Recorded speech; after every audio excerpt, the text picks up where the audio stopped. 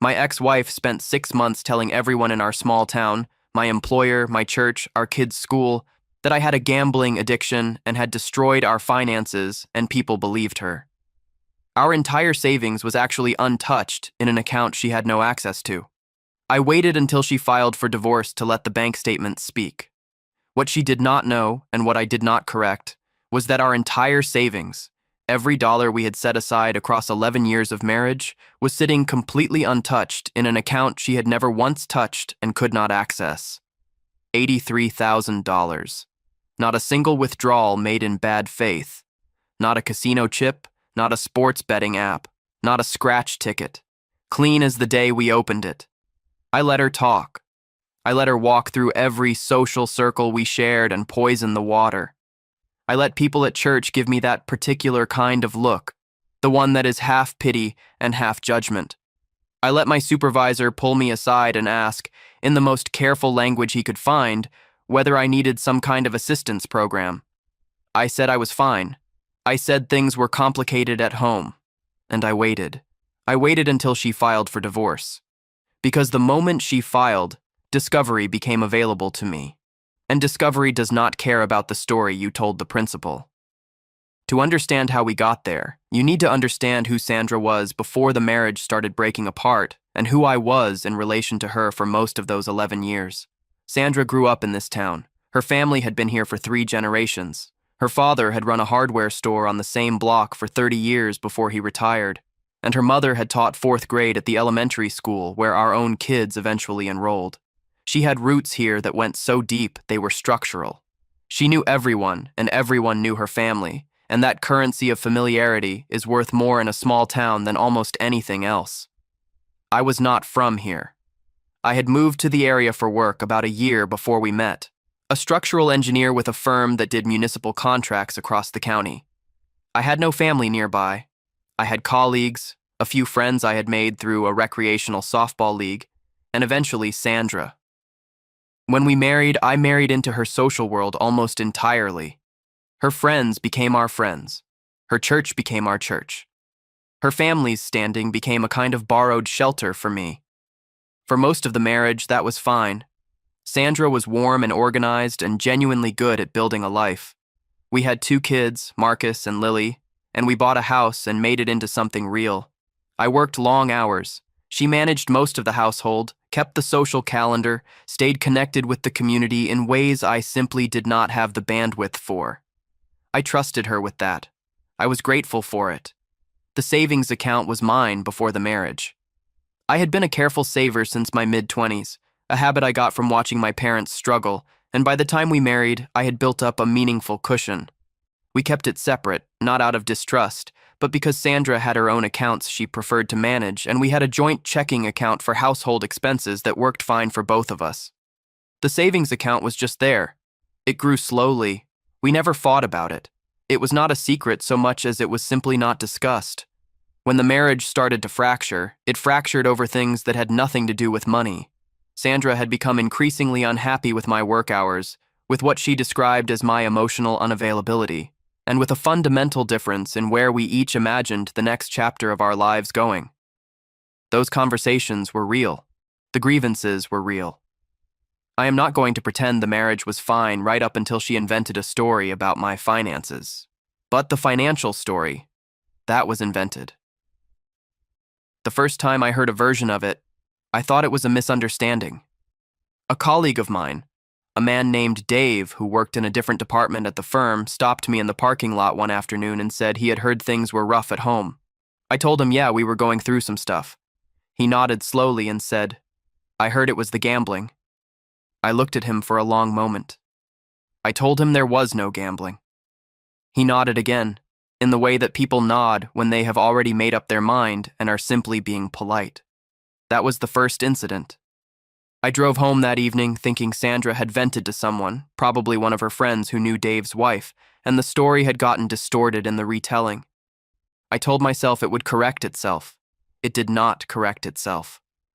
About 3 weeks later, I received a phone call from Pastor Gerald at our church. He was a careful, kind man who had known Sandra for most of her life, and he called to say that he had been made aware of some difficulties in our household and wanted to check in. He used the phrase financial instability. He mentioned something about a support group the church ran for people dealing with compulsive behavior. I stood in my driveway with my phone pressed against my ear, and I understood, with the particular clarity that comes from being very still, that Sandra had gone to him directly. This was not distortion. This was deliberate. I told Pastor Gerald that I appreciated the call and that I would be in touch. I did not correct the record. Not yet. The third incident was at the school. I found out about it afterward, from Lily, who was 9 years old at the time and had overheard something in the hallway outside the principal's office. Sandra had been there. The words my daughter repeated to me that evening, haltingly, were, "Daddy has a problem with money." I put my daughter to bed that night, and I sat in the kitchen for a long time in the dark. The fourth incident was at Sandra's mother's house during what was supposed to be a family dinner. Her brother, a man named Craig, who had never particularly warmed to me, made a comment about taking responsibility before it was too late. Her mother looked at her plate. Sandra looked serene. I excused myself to use the restroom, stood in front of the sink with the water running, and made a decision about how I was going to handle all of this. The fifth and final incident before the divorce filing was the one that confirmed the full scope of what she was doing. My supervisor, the one who had already spoken to me gently, called me into a formal meeting with HR. Someone, he said, had made a call to the office. He would not say who. There were concerns, he said, about whether my personal circumstances might be affecting my work performance or my judgment on financial matters in my contracts. I was a structural engineer who handled municipal budgets worth millions of dollars. That call was not casual gossip. That call was designed to cost me my job. I walked out of that meeting and I called a divorce attorney that same afternoon. The call she eventually made to the HR department was the moment everything shifted inside me. Not because it was the most hurtful thing she had done, though it was close, but because it was the most calculated. Everything up to that point could theoretically be explained as emotional venting, as a woman in a collapsing marriage reaching out to her community in ways that maybe got out of hand. The HR call could not be explained that way. You do not call your husband's employer and imply professional misconduct by accident. You do not stumble into that. You choose it. And once I understood she was choosing it, deliberately and strategically, I understood something else. I understood that she was preparing for something. She was not just venting. She was constructing a narrative that would serve a specific purpose later. She was building a record that would make me look financially irresponsible and emotionally unstable, so that when the divorce came, and I had begun to understand that it was coming, she would have 6 months of community testimony behind her. She wanted spousal support. She wanted the savings. She wanted to walk into a courtroom with 20 witnesses from our shared life who would all say the same thing, that I had a problem, that I had been irresponsible, that she had been holding things together alone. She was going to use this town as a prop. That was the moment I stopped being a man who was hoping things would work out and became something else. I became patient. Specifically, deliberately patient. I did not move money. I want to be absolutely clear about that, because the last thing I needed was any actual financial misconduct on my record. I did not transfer funds, did not restructure accounts, did not do anything that a forensic accountant looking back over the records would find even slightly irregular. The savings account sat exactly where it had always been. The only thing I changed was that I became meticulous about documentation. I hired my attorney, a woman named Patricia who practiced family law in the county seat, about 40 minutes away. I chose the county seat deliberately. I did not want anyone Sandra knew to see my car in a parking lot before I was ready. Patricia had 22 years of experience, a reputation for being thorough in a way that opposing counsel found unpleasant, and she understood immediately what I was dealing with. I gathered 3 years of bank statements from every account associated with our marriage, including the joint checking account. What I found in that joint account when I sat down with it carefully for the first time was interesting. Sandra managed the household finances, which meant she managed the debit card on the joint account. Over a period of roughly 18 months, there were recurring transfers to an account I did not recognize, not large individual amounts. $150 here, $200 there, $300 once, but regular, monthly, sometimes twice a month.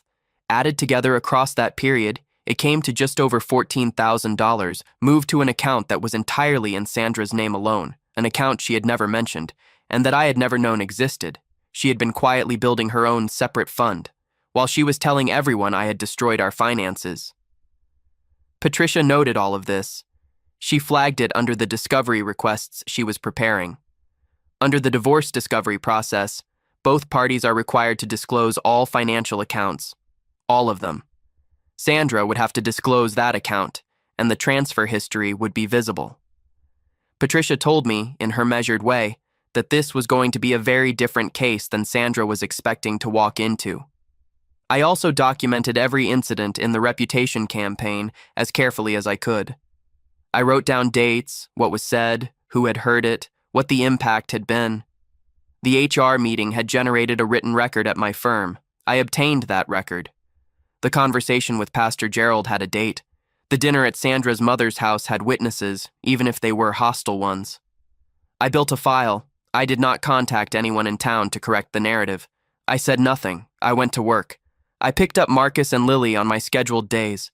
I was quiet and steady, and absolutely unremarkable.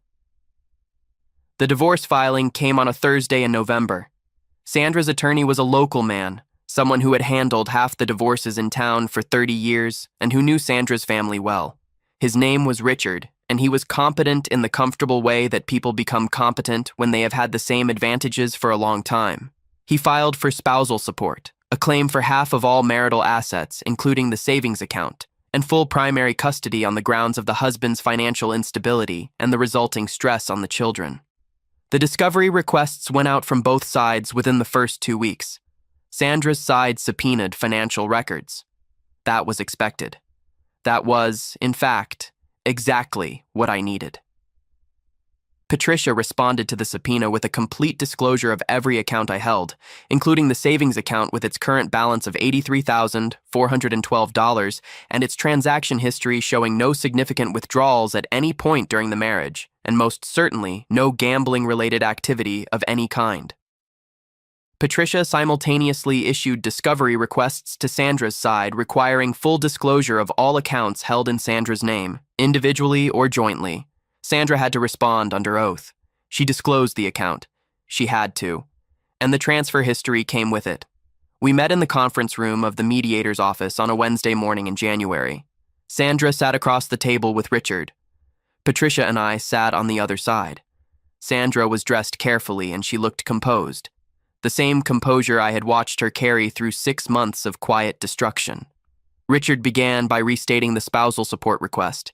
He cited Sandra's contribution to the household, her career sacrifices, and the financial distress caused by her husband's behavior during the marriage. Patricia slid a document across the table, then another, then the bank statements. She did not make a speech. She simply said, "We would like to address the factual record." Richard looked at the documents. Then he looked at Sandra. Sandra looked at the statements showing $83,000 untouched. She looked at the transfer history from the joint account to her private account.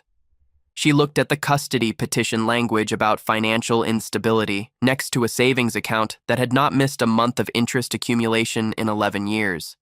The composure did not shatter. It did something slower and more complete than that. It simply became irrelevant. Richard requested a recess. They were in the hall for 22 minutes. I know because I counted. When they came back, the spousal support claim had been withdrawn. By the end of that week, the custody filing had been amended to a joint custody arrangement that reflected no concerns about parental fitness on either side. The savings account was addressed as a pre-marital asset with partial marital appreciation calculated, and Patricia negotiated that figure with the precision of someone who had done this many times and knew exactly where to hold and where to move. The settlement Sandra walked away with was the standard equitable split of actual joint marital assets. Nothing extra. No spousal support. No claim against the savings beyond the calculated appreciation portion. The undisclosed account Sandra had been building, the $14,000 she had transferred out of the joint account without disclosure, was factored into the settlement as a marital asset she had failed to report. That money was credited back against her share. She did not walk away with nothing, but she walked away with a number that was a very long way from what she had come to that table expecting. The settlement documents were filed publicly, as they are in our county.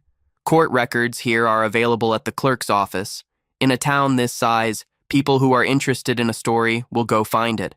And there were people in our town who had been very interested in Sandra's story for 6 months. I did not tell a single person what was in those documents. I did not make a call. I did not send a message. I did not run into anyone at the diner and mention it casually. I let the public record exist, and I let this town be exactly what it had always been, a place where information moves on its own and people talk. Within 3 weeks of the filing, Pastor Gerald called me. He wanted to meet for coffee. He was a careful man, and he did not say anything directly, but he said he was sorry that I had been through a difficult time, in a tone that meant something different than the tone he had used the last time we spoke. I thanked him and said I was doing all right.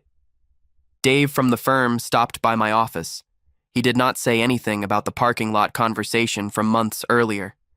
He just stopped in and asked how things were going, and his manner was entirely different, the kind of manner that acknowledges, without language, that an error was made. I gave him no difficulty about it. I let it pass. His discomfort was enough. Sandra's brother Craig apparently had things to say about her in some of the circles they ran in once the records were public.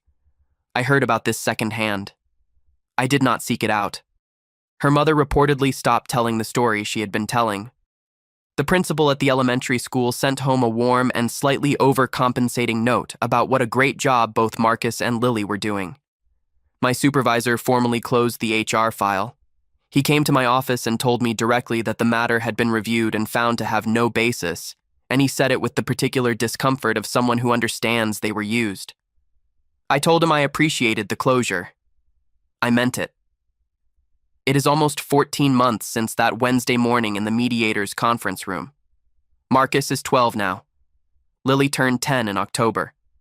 I see them every other week and on alternating holidays, and both of them seem to be adjusting in the way that kids do when the adults around them stop treating every interaction like a battlefield. I am still at the firm. The cloud that had been sitting over my professional reputation for most of that year has cleared in the way that clouds clear in small towns when a better story replaces the old one. Not perfectly, not completely, but enough to work in, enough to live in. The savings account is still there. I have not spent it dramatically or foolishly or in any way that would make a satisfying story. It sits in the same institution it always has. It has continued to earn interest. I bought a house on the east side of town, smaller than the one we shared, with a yard that backs up to a creek and that Marcus has decided is the best possible place to catch crawfish on weekends. I have been there for 6 months. I have made the house into something that is mine and not borrowed from anyone else's standing in this community. Sandra lives here too. We will always be in the same small orbit because of the kids. We do not speak beyond what the children require. I do not have anger left over for her, not because I have resolved something profound, but because the outcome was what I needed it to be, and anger is expensive to carry when you have already won. 6 months she spent building a story about a man who had burned everything to the ground, and the whole time, the money was just sitting there, quiet and untouched, waiting for someone to ask the right questions under oath.